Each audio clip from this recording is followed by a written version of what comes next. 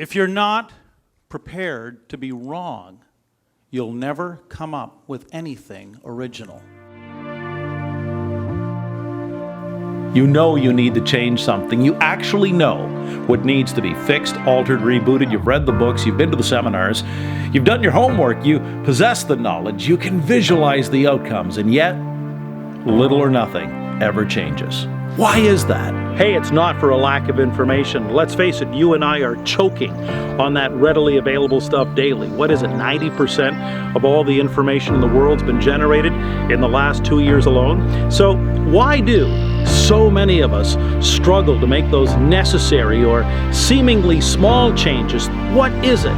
What's the secret to crossing that bridge between the ultimate goal of what we want to achieve and the process of how to get there? The Knowing-Doing G.A.P has universal application, whether it's launching a new product or marketing initiative, creating any new habit, climbing Kilimanjaro, learning to play golf, hitting that monthly sales goal, improving safety in the workplace, finding a new job, the perfect partner, or having those tough conversations that we know we need to have. We will frequently freeze on the mountain of good intentions.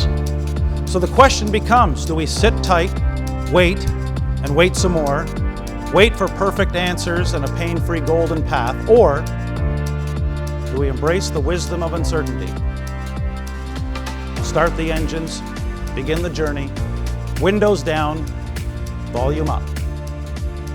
Gair did an amazing presentation for us, and our people were up on their feet. We did get something out of this today. And we were here to be motivated and educated, and Gair Maxwell did just that. He was amazing. In fact, he got a standing ovation.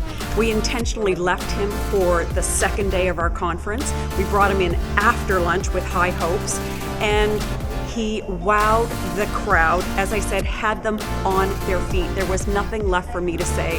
The standing ovation said it all. Gair was extremely insightful and engaged with everybody, and I think the participation from the crowd and everything was fantastic. And not only that, but it was a message that we could all relate to, we could all use. The first 15 minutes, I knew it was going to be something different. I knew it was going to be something special. Just do it. As Nike says, just do it. One of the best I've seen, and I've been coming to these for 40 years. It's inspiring, it's worth it. Now I know how to carry out my own goals. I have a better idea with what I'm going to do next.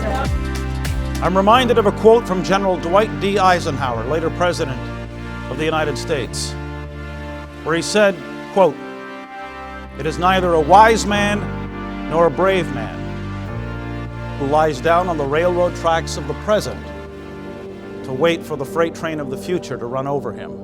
You'll discover the neuroscience that forms the link between wishful desire and ruthless execution. And when you see that bridge for what it really is, you'll start moving.